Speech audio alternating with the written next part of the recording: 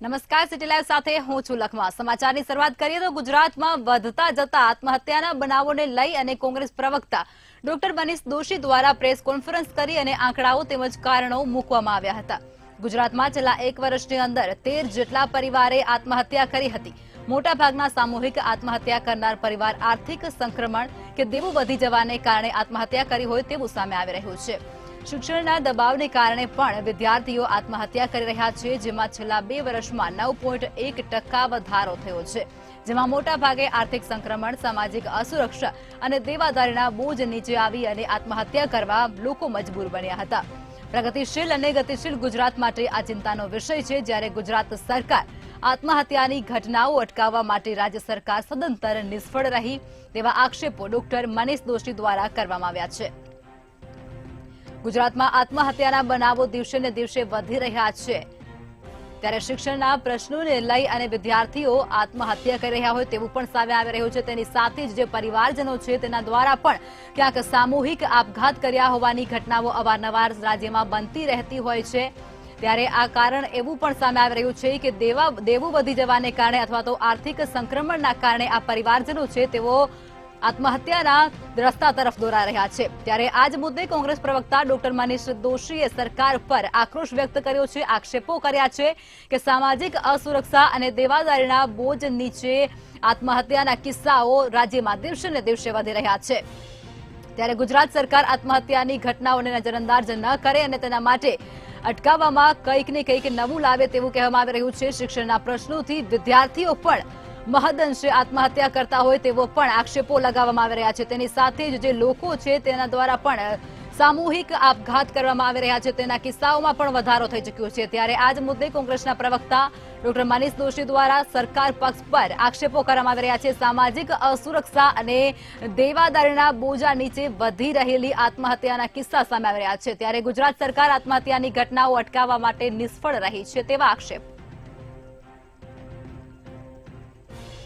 આજ મુદ્દે વધુ વિગતો સાથે સંવાદદાતા મિત રાઠોડ લાઈવ જોડાઈ ચૂક્યા છે। મિત, ગુજરાતમાં દિવસે ને દિવસે આત્મહત્યાની ઘટનાઓ વધી રહી છે, શું કહેશો આપ આ મુદ્દે?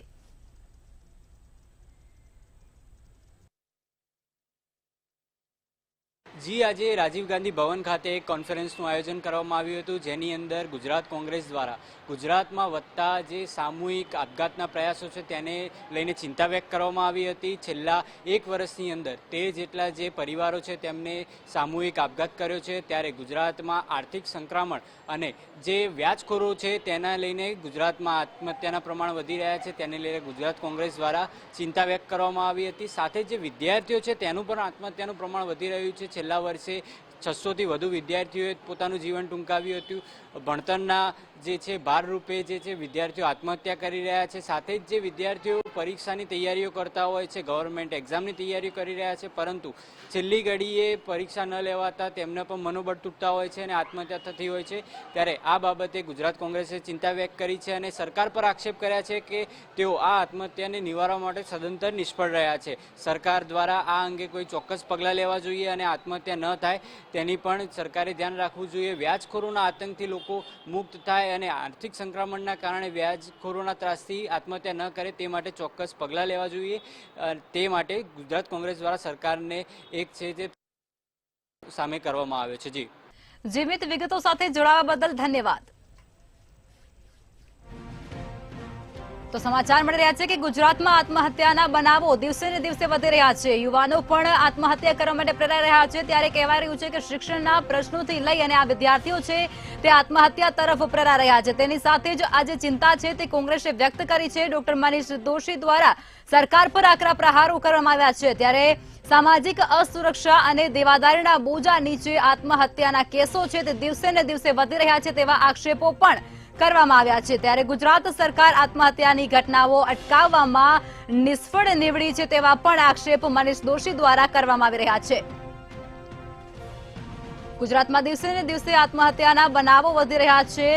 શિક્ષણ જગતમાં પણ આ એક મોટો પ્રશ્ન ઉભો થઈ ચૂક્યો છે, કારણ કે વિદ્યાર્થીઓ છે તે શિક્ષણના પ્રેશરથી અથવા તો પ્રશ્નોથી આત્મહત્યા તરફ દોરા રહ્યા છે। તેની સાથે જ પરિવારજનો છે તેઓ સામૂહિક આપઘાત તરફ પ્રેરાઈ રહ્યા છે, કારણ કે સામાજિક અસુરક્ષા અને દેવાના બોજા નીચે તેઓ દબાઈ રહ્યા છે અને છેલ્લે આત્મહત્યા કરવાનો તેઓ નિર્ણય કરી રહ્યા છે। ત્યારે આ જ મુદ્દે કોંગ્રેસ દ્વારા શાસક પક્ષ પર પ્રહારો કરવામાં આવી રહ્યા છે, આકરા પ્રહારો અને આક્ષેપો કરવામાં આવી રહ્યા છે, કારણ કે શિક્ષણના પ્રશ્નોથી વિદ્યાર્થીઓ આપઘાત કરી રહ્યા છે। ત્યારે હવે કોંગ્રેસ પ્રવક્તા મનીષ દોશી દ્વારા સરકાર પર આક્ષેપો કરવામાં આવી રહ્યા છે, આકરા પ્રહારો કરવામાં આવી રહ્યા છે કે સરકાર છે તે અત્યારે નિષ્ફળ ક્યાંક નીવડી રહી હોય તેવું સાફ વર્તાઈ રહ્યું છે।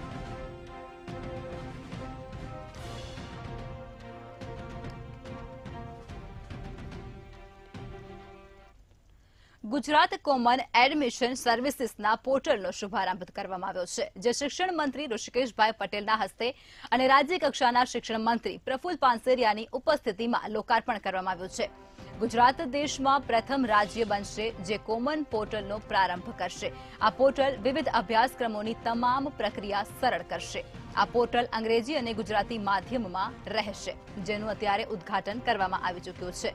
સમગ્ર ઘટના છે તે ત્યારે ગાંધીનગરથી સામે આવી રહી છે, જેમાં કોમન એડમિશન પોર્ટલ છે તેને શરૂ કરવામાં આવી ચૂક્યો છે। પોર્ટલ અંગ્રેજી અને ગુજરાતી માધ્યમમાં રહેશે।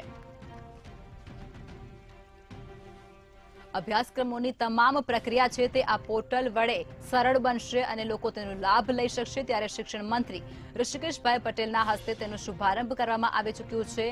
પ્રફુલ્લ પાનસેરિયાની પણ ખાસ ઉપસ્થિતિ આ કાર્યક્રમમાં જોવા મળી હતી। ત્યારે ઋષિકેશભાઈ પટેલ દ્વારા તેનો શુભારંભ કરવામાં આવ્યો છે। પોર્ટલ અંગ્રેજી અને ગુજરાતી બંને માધ્યમમાં રહેશે, બંને ભાષાઓમાં રહેશે। અભ્યાસક્રમોની તમામ પ્રક્રિયા આને લઈ અને સરળ બનશે। કોમન એડમિશન પોર્ટલની શરૂઆત કરવામાં આવી ચૂકી છે। ગાંધીનગર ખાતે તેનું આયોજન કરવામાં આવ્યું છે। આજે કાર્યક્રમ યોજાયો હતો, જેમાં શિક્ષણ મંત્રી ઋષિકેશભાઈ પટેલ અને પ્રફુલ્લ પાનસેરિયાની ઉપસ્થિતિમાં આ લોકાર્પણ કરવામાં આવી ચૂક્યો હતો। અભ્યાસક્રમોની તમામ પ્રક્રિયા આને લઈ અને સરળ બનશે।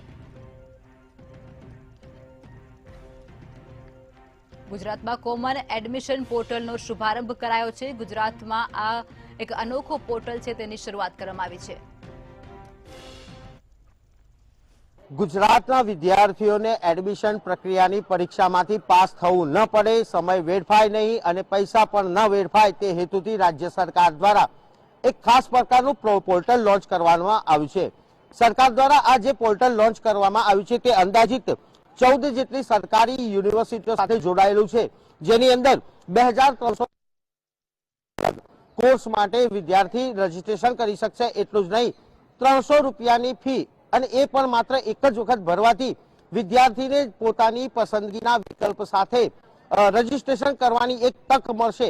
રાજ્ય સરકારના પ્રવક્તા મંત્રી ઋષિકેશભાઈ પટેલ અને રાજ્ય કક્ષાના શિક્ષણ મંત્રી પ્રફુલ્લ પાનસેરિયાએ આ અંગેની પત્રકાર લોન્ચ કર્યું હતું અને પોર્ટલની વિગતો અને તેમાં રહેલી ટેકનિકલ બાબતોની માહિતી આપી હતી। જો કે રાજ્ય સરકારના આ પ્રયાસથી હવે એડમિશન માટે જે લાંબો સમય થતો હતો તે હવે ટૂંક જ એટલે કે ગણતરીના સમયમાં વિદ્યાર્થીને પોતાની મનગમતી કોલેજમાં એડમિશન પણ પ્રાપ્ત થઈ શકશે। એટલું જ નહીં, વિદ્યાર્થીને વિષયના વિકલ્પ માટે અન્ય જગ્યાએ એડમિશન નહીં લેવું પડે અથવા એ પ્રક્રિયામાંથી પસાર નહીં થવું પડે। અને ખાસ રહી વાત ફીની, તો સરકારે માત્ર 300 રૂપિયાના જ ફી નક્કી કરી છે, જેના કારણે સામાન્ય વર્ગના વિદ્યાર્થીને પણ આ પોસાશે। જો કે રાજ્ય સરકારે સરળ પ્રક્રિયાના એડમિશન પ્રક્રિયાનું જે પોર્ટલ લોન્ચ કર્યું છે તેમાં કેટલી સફળતા મળશે તે તો સમાચાર ગાંધીનગરથી સામે આવી રહ્યા છે, જેમાં કોમન એડમિશન પોર્ટલની શરૂઆત કરવામાં આવી ચૂકી છે। ગુજરાતમાં કોમન એડમિશન પોર્ટલનો શુભારંભ આજે કરવામાં આવી ચૂક્યો છે। ઋષિકેશભાઈ પટેલ દ્વારા તેનો શુભારંભ કરવામાં આવી ચૂક્યો છે। ત્યારે પોર્ટલ અંગ્રેજી અને ગુજરાતી બંને ભાષામાં રહેશે, જેથી અભ્યાસક્રમોની તમામ પ્રક્રિયા છે તે હવે સરળ બની શકશે અને વિદ્યાર્થીઓ તેનો ખૂબ જ પ્રમાણમાં લાભ લઈ શકશે। પોર્ટલ અંગ્રેજી અને ગુજરાતી બંને માધ્યમમાં રાખવામાં આવશે। શિક્ષણ મંત્રી ઋષિકેશભાઈ પટેલના હસ્તે શુભારંભ કરવામાં આવી ચૂક્યો છે। પ્રફુલ્લ પાનસેરિયાની ઉપસ્થિતિમાં તેનું લોકાર્પણ કરવામાં આવી ચૂક્યું છે। પોર્ટલ અંગ્રેજી અને ગુજરાતી માધ્યમમાં રહેશે।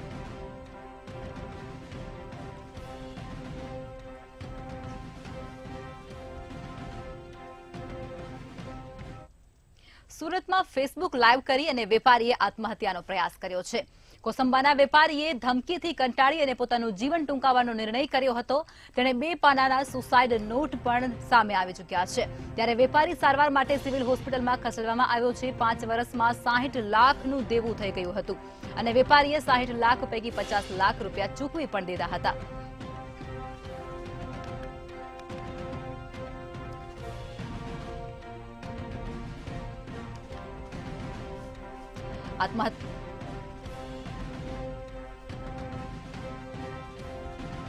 આત્મહત્યાના પ્રયાસનો એક કિસ્સો સામે આવી રહ્યો છે, જેમાં વેપારી દ્વારા આત્મહત્યા કરવાની ઘટના સામે આવી રહી છે. વેપારીને સારવાર અર્થે હોસ્પિટલ ખાતે દાખલ કરવામાં પણ આવી ચૂક્યો છે. 5 વર્ષમાં 60 લાખનું દેવું થયા હોવાનું આ ઘટનામાં ઉલ્લેખ કરવામાં આવી રહ્યું છે, જેમાંથી 50 લાખ આ વેપારી દ્વારા ચૂકવી દેવામાં આવ્યા છે. છતાં પણ હજુ ઉઘરાણી કરાતાની સાથે જ તેમણે આત્મહત્યા કરવાનો પ્રયાસ કર્યો હતો. તો આજ મુદ્દે વધુ વિગતો સાથે દિવ્યેશ પરમાર આપણી સાથે સંવાદદાતા લાઈવમાં જોડાઈ ચૂક્યા છે. દિવ્યેશ, ઘટના સામે આવી રહી છે સુરતથી કે એક વેપારીએ 50 લાખ ચૂકવી દીધા છે 60 લાખના જે કરજા હતા એમાંથી, છતાં પણ તેને ધામ અને ધમકી આપવામાં આવી હતી અને તે બાદ તેમણે આત્મહત્યાનો પ્રયાસ કર્યો છે. શું કહેશો આપ? બિલકુલથી સુરત રેલવે સ્ટેશનની આ ઘટના છે કે જ્યાં લેણદારોની પઠાણી ઉઘરાણીથી કંટાળી એક મોબાઈલના વેપારીએ રેલવે સ્ટેશન પર જ ઝેરી દવા ગટગટાવી આપઘાતનો પ્રયાસ કર્યો હતો. આ યુવાને ઝેરી દવા ગટગટાવી લેતા તાત્કાલિક જ ત્યાં હાજર સ્થાનિકોએ તેમને ઉચકી અને સુરત સિવિલ હોસ્પિટલ ખાતે ખસેડ્યા હતા. ત્યાં તેમની સારવાર શરૂ કરવામાં આવી હતી. સમગ્ર વાતની જાણ કરતાની સાથે જ પોલીસે તપાસ શરૂ કરી હતી. પોલીસ તપાસમાં આ યુવાન જે છે તે કોસંબાનો વતની હોવાનું સામે આવ્યું હતું અને કોસંબા ખાતે મોબાઈલની દુકાન ચલાવે છે અને સુરત ખાતે મોબાઈલની એસેસરીઝ લેવા આવ્યો હતું. તે દરમિયાન લેણદારોનો ફોન આવ્યો હતો કે જો કોસંબામાં તે આવશે તો તેમને રૂપિયા લઈને જ આવવું, બાકી આવવું નહીં, તે પ્રકારની ધમકીઓ આપવામાં આવી હતી. જેના કારણે આ યુવાન ત્રાસી ગયો હતો. આ યુવાને રેલવે સ્ટેશન પર જ ઝેરી દવા ગટગટાવી આપઘાતનો પ્રયાસ કર્યો હતો. આ યુવાનને છેલ્લા 5 વર્ષની અંદર 50 લાખથી વધુનું દેવું થઈ ગયું હતું. અત્યાર સુધીમાં તેણે 50 લાખ રૂપિયા ચૂકવી દીધા છે. જોકે હજી પણ લેણદારો છે તે રૂપિયાની માંગ કરી રહ્યા છે. અત્યારે આ યુવાન પાસે રૂપિયાની કોઈ પણ સગવડ ન હોવાના કારણે યુવાને રૂપિયાની ના પાડી હતી. તેમ છતાં 8 જેટલા લોકો તેમને વારંવાર ફોન કરી હેરાન પરેશાન કરી રહ્યા છે. આ યુવાન છે, આ યુવાનનું નામ છે ક્યાંક ને ક્યાંક જે પ્રકારે અમીન ફરીદ મુલતાની આ યુવાનનું નામ છે અને યુવાનના 8 મહિના પહેલા જ લગ્ન થયા છે. 8 મહિનાના લગ્ન જીવનમાં તેમની પત્ની અત્યારે તેમની પત્નીને ગર્ભ છે. તેમ છતાં આ યુવાન જે છે તે સતત ને સતત ડિપ્રેશનમાં રહેતો હતો અને આ ડિપ્રેશનમાં રહેતાની સાથે જ મોબાઈલના વ્યવસાય સાથે સંકળાયેલો હોવાથી આ યુવાન સુરત ખાતે મોબાઈલ એસેસરીનો સામાન લેવા આવ્યો હતો. ત્યારે પણ તેમને લેણદારો દ્વારા ધમકી આપવામાં આવી હતી અને આ ધમકીથી જ કંટાળીને યુવાને આપઘાતનો પ્રયાસ કર્યો હતો. આ અમીન જે છે, અમીન મુલતાણી, તે ખાસ કરીને 60 લાખ રૂપિયા છેલ્લા 5 વર્ષની અંદર ધીમે ધીમે કરીને તેમણે કરજો લીધો હતો અને કહી શકાય કે લેણદારો છે તેમને અત્યાર સુધીમાં 50 લાખથી વધુ રોકડ રકમ ચૂકવી દીધી હોવા છતાં પણ વારંવાર હેરાન પરેશાન કરવામાં આવતો હતો. તે પ્રકારનું નિવેદન અમીને પોલીસ સમક્ષ આપ્યું હતું. જોકે કહી શકાય કે આ સમગ્ર મામલે હાલ પોલીસે તપાસ શરૂ કરી છે. જોકે આ દવા જે પીધી છે તેને લઈને હાલ અમીનને સિવિલ હોસ્પિટલમાં સારવાર માટે ખસેડવામાં આવ્યો છે, જ્યાં તેમની હાલત હાલ સ્થિર છે. પરંતુ કહી શકાય કે જે પ્રકારે તેમણે આ મામલે ઝેરી દવા ગટગટાવી છે, જેને લઈને સુરત પોલીસે કોસંબા પોલીસને જાણ કરી છે અને જેમણે આ અમીન છે તેમણે 2 પાનાની સુસાઇડ નોટ પણ લખી હતી અને આ 2 પાનાની સુસાઇડ નોટમાં તમામ લેણદારો છે તેમનો ઉલ્લેખ કરવામાં આવ્યો છે, જેથી પોલીસે સુસાઇડ નોટના આધારે કોસંબા પોલીસને જાણ કરીને સમગ્ર મામલે તપાસ શરૂ કરી છે. જી દેવેશ, વિગતો સાથે જોડાવા બદલ આભાર. ઘટના સુરતથી સામે આવી રહી છે, જેમાં વેપારી દ્વારા આપઘાત કરવાનો પ્રયાસ કરવામાં આવ્યો છે. કોસંબાના વેપારીએ ધમકીથી કંટાળી અને ઝેરી દવા ગટગટાવી આત્મહત્યા કરવાનો પ્રયાસ કર્યો છે. 2 પાનાની સુસાઇડ નોટમાં નામો પણ ઉલ્લેખ કરવામાં આવી રહ્યા છે. જે લોકો પઠાણી ઉઘરાણી કરતા હતા તેમના નામનો પણ સમાવેશ કરવામાં આવ્યો છે.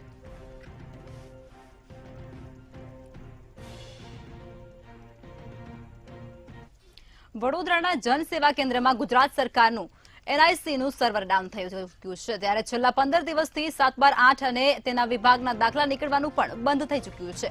ત્યારે સર્વર ડાઉન હોવાને કારણે અસંખ્ય ખેડૂતો પરેશાન થઈ રહ્યા છે, જેના કારણે ખેડૂત નાગરિક સુવિધા કેન્દ્ર પર આક્રોશ વ્યક્ત કરી રહ્યા છે.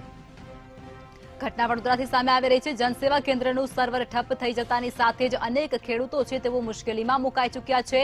15 દિવસથી 7/8ના દાખલા નીકળવાનું અત્યારે બંધ હોવાથી ખેડૂતોને પારાવાર મુશ્કેલીનો સામનો કરવાનો વારો આવી રહ્યો છે. સર્વર ડાઉન હોવાને કારણે અસંખ્ય ખેડૂતો છે તેઓને ધરમના ધક્કા ખાવાનો વારો આવી રહ્યો છે. ત્યારે ગુજરાત સરકારનું એનઆઈસીનું સર્વર ડાઉન થઈ ચૂક્યું છે. 5G અને 4Gની વાતો કરવામાં આવી રહી છે, છતાં પણ સરકારી કચેરીઓ છે ત્યાં હજુ પણ ક્યાંક ને ક્યાંક સર્વરની તકલીફ યથાવત જોવા મળી રહી છે, તેવું અત્યારે વડોદરાથી સામે આવી રહ્યું છે.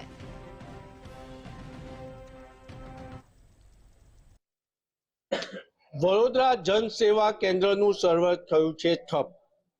વડોદરા જનસેવા કેન્દ્ર ખાતે વડોદરા જિલ્લાના 70 કિલોમીટર દૂરથી ખેડૂતો આવે છે ને અહીંયા આગળ 7, 12, 8, 6 ના ઉતારા લેવા આવે છે. અહીં જોઈ શકો છો આપ કે સર્વર ડાઉન છે અને આના કારણે અત્યાર સુધીમાં અંદાજિત 3000 જેટલા ખેડૂતોને મુશ્કેલી પડી છે. પેટ્રોલ ડીઝલ સમયનો વેડફાટ થયો છે. આપણે એના કર્મચારીને પૂછીશું. શું કહો છો બેન? સર્વર ડાઉન છે, ખેડૂતોને તકલીફ પડી રહી છે, શું તકલીફ છે? તકલીફ પડી રહી છે. છેલ્લા 15 દિવસથી સર્વર બંધ છે, પ્રિન્ટ જ જનરેટ નહીં થતી. લોકો કેટલા દૂર દૂરથી આવે છે, બંધ છે એવું કહીને 2 કલાક 3 કલાક ઉભા રહીને જતા રહે છે, બીજા દિવસે પાછા આવે છે. તકલીફ એમને બી પડે છે, એમના પેટ્રોલ બળે છે, ટાઈમ બગડે છે, સમય બગડે છે, બધી રીતે. આપણે અહીંયાના મેનેજર છે એમને પૂછીશું, ત્રિકમભાઈને. ત્રિકમભાઈ, શું કહો છો? 15 દિવસથી સર્વર ઠપ છે ને તમે કોઈ કાર્યવાહી નથી કરી રહ્યા? અમારા દ્વારા દરરોજ એનઆઈસી ને જાણ કરવામાં આવે છે કે ભાઈ આવી રીતે સર્વર ડાઉન છે, પ્રિન્ટ જનરેટ નથી થતી, અરજદારો જોડે ઘર્ષણ પણ થાય છે. અમે વારંવાર રજૂઆત કરીએ છીએ તો એનઆઈસી ઓફિસર દ્વારા અમને એવું કહેવામાં આવે છે કે અમે ગાંધીનગર આનું કમ્પ્લેન ફોરવર્ડ કરી છે, આખા ગુજરાતનો પ્રોબ્લેમ છે, એટલો થોડો સમય લાગશે. આ અત્યારે મેનેજર ત્રિકમભાઈ એમનું કેવું છે કે એનઆઈસી ને કમ્પ્લેન કરી છે, એટલે એક બાજુ જ્યારે પ્રધાનમંત્રી અને ગુજરાત સરકાર ડિજિટલ ઇન્ડિયાની વાત કરતી હોય ત્યારે જનસેવા કેન્દ્રનું સર્વર જ ઠપ હોય એ ખૂબ જ અશોભનીય અને અયોગ્ય છે. સમાચાર વડોદરાથી મળી રહ્યા છે. જનસેવા કેન્દ્રનું સર્વર ઠપ થયા હોવાની માહિતી. સર્વર ડાઉન હોવાને કારણે ખેડૂતોને ધરમના ધક્કા ખાવાનો વારો. ખેડૂતો સુવિધા કેન્દ્ર પર આક્રોશ વ્યક્ત કરી રહ્યા છે. ખેડૂતો અત્યારે રોષે જોવા મળી રહ્યા છે. 15 દિવસથી 7, 12 અને 8ની નકલો જ નીકળવાની બંધ છે. ત્યારે સર્વર ડાઉન હોવાને કારણે અસંખ્ય ખેડૂતો પરેશાન થઈ રહ્યા છે. વડોદરાથી આ સમાચાર. ગુજરાત સરકારનું એનઆઈસીનું સર્વર ડાઉન થતાની સાથે જ અનેક મુશ્કેલીઓ છે તે ત્યારે વધી રહી છે. ખેડૂત લોકોને ધરમના ધક્કા ખાવાનો વારો આવી રહ્યો છે. 15 થી 20 દિવસથી આ 7/8ના જે દાખલા છે તે નીકળવાનું અત્યારે બંધ છે, જેને લઈને ખેડૂતોમાં અત્યારે રોષ પણ જોવા મળી રહ્યો છે. સર્વર ડાઉન હોવાને કારણે અસંખ્ય ખેડૂતો પરેશાન થઈ ચૂક્યા છે. ખેડૂતો સુવિધા કેન્દ્ર પર આક્રોશ પણ વ્યક્ત કરી રહ્યા છે. જનસેવા કેન્દ્રનું સર્વર ઠપ થતા ખેડૂતોને હાલાકી વધી ચૂકી છે. વડોદરામાં જનસેવાનું કેન્દ્રનું સર્વર ઠપ થઈ ચૂક્યું છે. વડોદરામાં જનસેવા કેન્દ્રનું સર્વર ડાઉન થતાની સાથે જ અનેક મુશ્કેલીઓ છે તે ત્યારે વધી ચૂકી છે. ખેડૂતો પરેશાન થઈ રહ્યા છે, હાલાકી ભોગવી રહ્યા છે.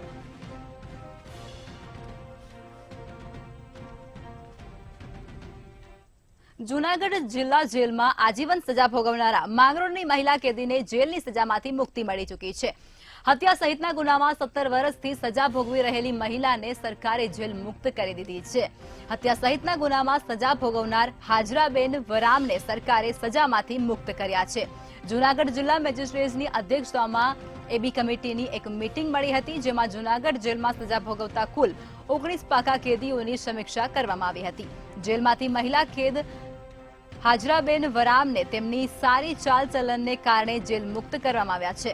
હાજરાબેન આઈપીસી 302 અને 498ના ગુનામાં જૂનાગઢ જેલમાં સજા ભોગવી રહ્યા હતા, જેને અત્યારે જેલમાંથી મુક્તિ આપવામાં આવી ચૂકી છે. સારી ચાલચલનને લઈ અને તેઓને જેલમાંથી મુક્તિ આપવામાં આવી ચૂકી છે. જૂનાગઢ જેલમાં મહિલા કેદીને જેલમાંથી મુક્ત કર્યા હોવાની ઘટના સામે આવી રહી છે. છેલ્લા 17 વર્ષથી તેઓ જેલમાં સજા ભોગવતા હતા. હાજરાબેન તેમનું નામ છે. હાજરાબેનને સરકારે સજામાંથી મુક્ત કર્યા છે. જેલમાં તેમના ચાલચલનને લઈ અને સરકાર દ્વારા આ નિર્ણય કરવામાં આવી ચૂક્યો છે. 17 વર્ષથી જૂનાગઢ જિલ્લા જેલમાં તેઓ મહિલા કેદ હતા. તેને અત્યારે હવે મુક્તિ મળી ચૂકી છે. હત્યા સહિતના ગુનામાં તેઓ જેલની સજા ભોગવી રહ્યા હતા, જેમાંથી તેઓને અત્યારે મુક્તિ મળી છે.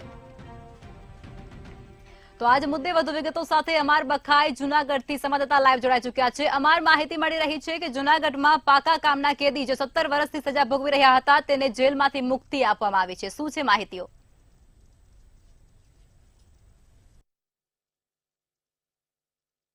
જી ચોક્કસ કે જે રીતે એક વૃદ્ધ મહિલાને જુનાગઢ જિલ્લા જેલમાંથી છે તે મુક્ત કરવામાં આવ્યા છે, જે આજીવન કેદની સજા ભોગવી રહ્યા હતા અને તેમને આજીવન કેદની સજા જે ફરમાન કરવામાં આવ્યું હતું ને જેમાં 17 વર્ષ સુધી તે જેલમાં રહ્યા અને એબી કમિટીની રચના બાદ જે નિર્ણય લેવામાં આવ્યો છે અને તેમના વાણી વર્તુક અને તેમના રહેણી કેણી ઉપરથી આ નિર્ણય લેવામાં આવ્યું છે ને તેમને સરકાર દ્વારા છે તે જેલમાંથી મુક્ત કરવાનું છે તે આદેશ કરતા ગઈકાલે જુનાગઢ જિલ્લા જેલમાંથી આ મહિલાને છે તે મુક્ત કરવામાં આવી છે. મૂળ માંગરોળની હાજરાબેન વરામ નામની જે મહિલા છે તે તેમના પુત્રવધૂની હત્યા કર્યાના આરોપના કેસમાં છે તે 17 વર્ષ પહેલા જેલ હવાલે કરવામાં આવ્યા હતા. 17 વર્ષ જેટલા સમય તેમણે જેલમાં વિતાવ્યા બાદ હવે સરકાર દ્વારા જે તે નિર્ણય કરવામાં આવ્યો. 15 વર્ષથી વધુ જે કેદીઓએ સજા ભોગવી લીધી હોય ને તેના માટે જે નવો નિયમ લાગુ પડ્યો છે ને જેમાં એબી કમિટીની કરવામાં આવી હતી ને એબી કમિટીના રિપોર્ટ બાદ આજે હાજરાબેન વરામ નામની મહિલા છે જે કેદી આજીવન કેદી તરીકે જેલની અંદર સજા ભોગવી રહ્યા હતા તેમને સરકાર દ્વારા જે નિર્ણય કરી અને જેલમાંથી મુક્ત કરવાનો આદેશ કરતા પરિવારમાં પણ જે પરિવારમાં પણ હાલ તો લાગણીભેર દ્રશ્યો જોવા મળ્યા હતા. મહિલાના પુત્ર સાથે તેમને વર્ષો બાદ મિલાપ કરતા આખું પરિવાર છે તે એક ખુશીના માહોલમાં જોવા મળ્યું હતું. ગઈકાલે આજે હાજરાબેન વરામ નામની મહિલા છે તે જેલમાંથી મુક્ત થઈ અને તેના પરિવાર સાથે હવે ખુશીના માહોલમાં રહેશે ને સાથે તેમણે સરકાર અને જિલ્લા જેલ વહીવટી તંત્રનો આભાર વ્યક્ત કર્યો હતો. અન્ય લોકોને અપીલ કરી હતી કે જેલની અંદર કદી જેલ ન જોવી જોઈએ અને જેલની અંદર કોઈ પણ ગુનો કરી અને ન જવું જોઈએ, કારણ કે જે રીતે પરિવારથી દૂર રહેવું એક મોટી આફત હોય છે અને 17 વર્ષ સુધી પરિવારથી દૂર રહી અને જેલની અંદર જે સજા ભોગવીને બાદમાં મહિલા છે તે બહાર નીકળી અને હવે પરિવાર સાથે સુખમય વાતાવરણમાં જિંદગી વિતાવશે તેવી પણ ગઈકાલે તેમણે પ્રતિક્રિયા આપી હતી. જ્યારે હાલ તો હાજરાબેન વરામ નામની જે મહિલા છે તે મુક્ત થતા સરકારનો પણ આભાર વ્યક્ત કર્યો હતો અને અન્ય લોકોને ગુનાખોરીથી દૂર રહેવાની અપીલ પણ કરી હતી. જી અમારી વિગતો સાથે જોડાવા બદલ ધન્યવાદ. સમાચાર જૂનાગઢથી સામે આવી રહ્યા છે. મહિલા કેદી જેલમાંથી મુક્ત કરવામાં આવ્યા છે. પાકા કામના કેદીને જેલમાંથી રાહત મળવામાં આવી ચૂકી છે. જૂનાગઢ જેલમાં આ મહિલા કેદી હતા. તેઓ 17 વર્ષથી કેદ હતા, જેઓને ચાલચલન સારું થતાની સાથે જ તેઓને જેલમાંથી મુક્તિ આપવામાં આવી છે. તેમની સજામાં ફેરફાર કરવામાં આવ્યો છે. તેમને સજામાં રાહત મળવા પામી છે.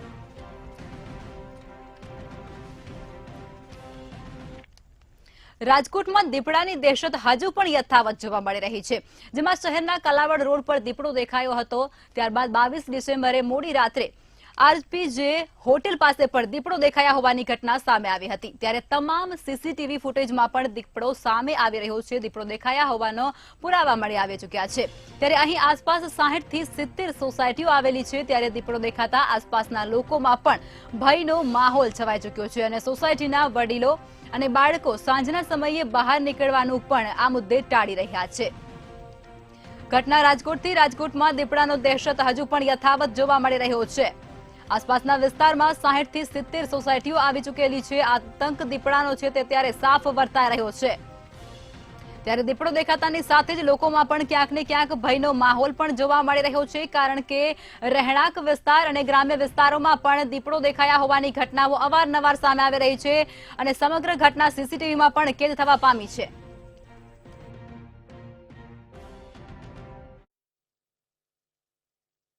રાજકોટના કાલાવ રોડ જે આરપીજે હોટલ છે ત્યાં દીપડો દેખાવ હોવાની જે વાત છે તે સામે આવી છે. ખાસ તો વિડીયોના આધારે આ જે પુષ્ટિ થઈ છે આપણી સાથે સ્થાનિક લોકો છે, એમની સાથે વાત કરશું. શું નામ છે આપનું? રાજુભાઈ પ્રસાદિયા. રાજુભાઈ, એક વિડીયો જે વાયરલ થયો છે તે કઈ તારીખનો છે? જે વિડીયો વાયરલ થયો છે એ 22 તારીખ આસપાસનો રાતના 2 થી 3 વાગ્યાનો વાયરલ થયેલો. અને ખાસ તો અત્યારે કઈ પ્રકારની સ્થિતિ છે? આસપાસ કેટલી સોસાયટીઓ આવેલી આ છે? વિડીયો વાયરલ થયા પહેલા પણ ચર્ચામાં આવેલ હતું, અલગ અલગ જગ્યાએથી મેસેજ મળે છે. એટલે અત્યારે તો અમારે સોસાયટીની અંદર તો પૂરેપૂરો ભયનો માહોલ છે. અને કઈ પ્રકારની અત્યારે ચર્ચા થઈ રહી છે? અને ખાસ તો જે ફોરેસ્ટ ડિપાર્ટમેન્ટ નિષ્ફળતા પણ સાબિત થઈ રહી છે, કારણ કે લાંબા સમયથી ક્યાંક વિડીયો વાયરલ થયા છે. ખાસ લોકો પણ ચર્ચા કરી રહ્યા છે કે ફોરેસ્ટની કામગીરી શું? ફોરેસ્ટ વિભાગની તો નિષ્ફળતા 100% સાબિત થયેલી છે. અને હમણાં જ 2 દિવસ પહેલા ટીવીના માધ્યમથી આપેલ હતું કે દીપડો એના યથાસ્થાને જતો રહ્યો. દીપડો એના યથાસ્થાને જતો હોય એ લોકેશન એ કેવી રીતે જજમેન્ટ આવે એનું, કઈ જગ્યાએ જાય, એનું યથાસ્થાન કયું? બાળકોમાં અને કઈ પ્રકારનો માહોલ છે ભયનો?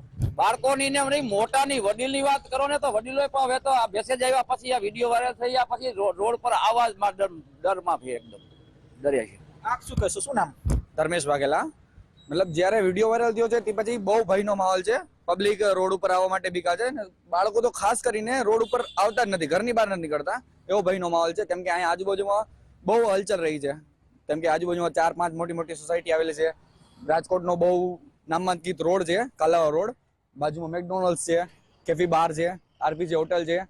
કેમ કે રાતે પબ્લિકની અવરજવર બહુ ખાસ હોય છે આ રોડ પર. અને શું કહેશો આપ? તંત્ર, ફોરેસ્ટ તંત્રને ખાસ વિનંતી છે કે અત્યારે વેકેશનનો ગાળો હતો, 31 ડિસેમ્બર હતું, નાના બાળકો મેકડોનાલ્ડમાં આવે. જે વિડીયો છે એ 10 ફૂટના અંતરેનો જ છે મેકડોનાલ્ડનો. જે નાના બાળકો ત્યાં આવે છે, સ્કૂલ વાળા બાળકો આવે છે, રાત સુધી આવે છે. એટલે કહી શકાય કે સ્થાનિકોમાં ભયનો માહોલ છે. વાત કરીએ તો કાલાવ રોડ ઉપર અનેક કાફે આવેલા છે અને કાફેમાં નાના બાળકો આવતા હોય છે. આને જ લઈને ક્યાંક સ્થાનિકો ભયભીત છે. વાત કરીએ તો જે સોસાયટીઓ છે તો બારે બાળકો અત્યારે રમવા નથી જઈ શકતા. જે સિનિયર સિટીઝન ગાર્ડનમાં વોક માટે જતા હોય છે તે પણ ક્યાંક સિનિયર સિટીઝનો અત્યારે વિસ્તારમાં નથી જઈ રહ્યા. એટલે કે ચોક્કસથી જે સ્થાનિકો છે તે ક્યાંક જે ફોરેસ્ટ ડિપાર્ટમેન્ટની નિષ્ફળતા કહી રહ્યા છે. ત્યારે બીજી બાજુ ફોરેસ્ટ ડિપાર્ટમેન્ટને લોકેશન નથી મળી રહ્યા, એ પણ એક વાત ખરી છે. અને આ સાથે રાજકોટના આસપાસ વિસ્તાર એટલે કે ગ્રામ્ય વિસ્તાર વાગુદોડ હોય કે મુંજકા હોય કે પછી રામનગર હોય, આ તમામ જે ગ્રામ્ય વિસ્તાર છે ત્યાં પણ દીપડો દેખાયો હોવાની ચર્ચા હતી. અને આ ચર્ચાને આ વિડીયોએ પુષ્ટિ કરી છે. અને આ જે વિડીયો છે તે 22 તારીખના રોજનો છે. અને આ વિડીયોના આધારે હવે ક્યાંક ફોરેસ્ટ ડિપાર્ટમેન્ટ તરફથી કાર્યવાહી શરૂ કરવામાં આવશે. રાજકોટમાં દીપડાનો દહેશત હજુ પણ યથાવત જોવા મળી રહ્યો છે. આરપીજી હોટેલ પાસે દીપડો દેખાયા હોવાની ઘટના સામે આવી છે. સિટી લાઈવમાં આજે બસ આટલું જ. કાલે ફરી મળીશું. નમસ્કાર.